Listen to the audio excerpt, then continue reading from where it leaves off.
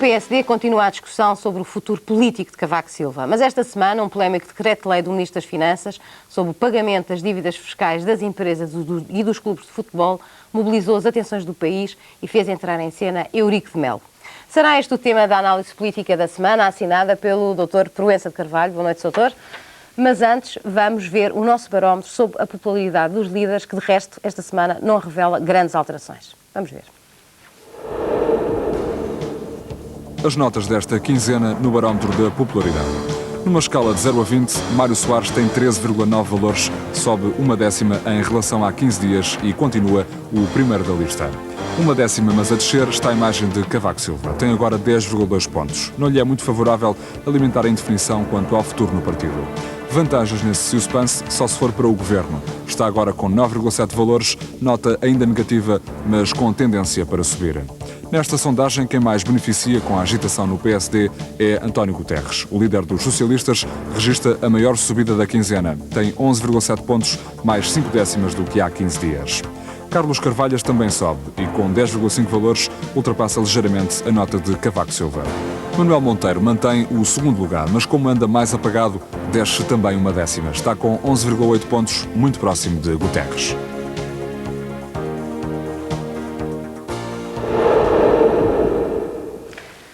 Dr. Proença de Carvalho, mais divisões dentro da maioria, desta vez a propósito da forma proposta pelo Ministro das Finanças para a regularização das dívidas fiscais. O que é que lhe parece esta proposta do Governo? Este tema é muito interessante porque mostra as contradições e distorções que ainda manifesta o nosso sistema económico e financeiro. Numa economia de mercado, e hoje é concebido, há um consenso em torno disso, de que a economia de mercado é o único sistema que pode permitir um desenvolvimento e um progresso social relativamente acelerado. Numa economia de mercado, dizia, o Estado tem por obrigação manter um regime de livre competição, leal competição entre as empresas que constituem o sistema produtivo do país.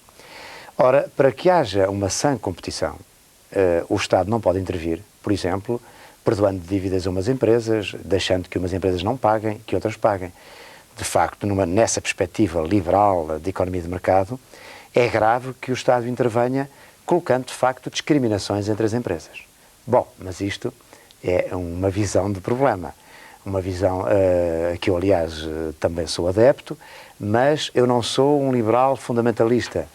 Nós temos que reconhecer que, infelizmente, não vivemos ainda numa economia de mercado como vivem os países que conhecem essa economia de mercado há dezenas ou centenas de anos, como é o caso dos Estados Unidos da América, por exemplo.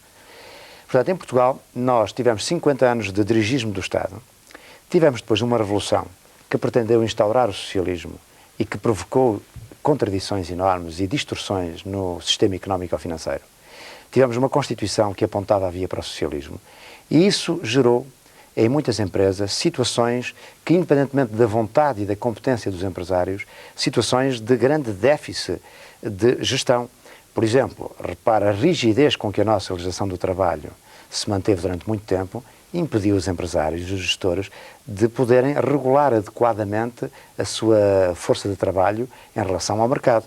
De onde que há inúmeras situações que foram criadas durante o passado que não permitem, que se refletem no presente e que não permitem uma solução ou soluções como se nós tivéssemos vivido há muito tempo em economia de mercado. Daí, portanto, que haja outra perspectiva, que é uma intervenção do Estado, que gradualmente, de uma forma gradualista, procure corrigir as distorções que existem, mas tendo em conta também que haverá empresas que só poderão sobreviver e que têm condições de viabilizar, se de facto o Estado tiver algum cuidado na forma, por exemplo, como lhe está a exigir dívidas que foram contraídas no passado em momentos conturbados como aqueles que se passaram. Esta, penso eu, que são as duas visões que o PSD representa. Há uma visão, se quiser, um pouco mais tecnocrática, macroeconómica, que aponta, de facto, com um grande impulso no sentido de normalizar a vida das empresas e a vida económica dentro dessas regras de economia de mercado.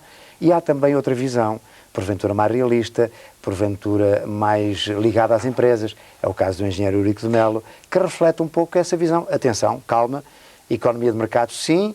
A liberalização, sim, mas há que ter cuidado com situações que se deram no passado.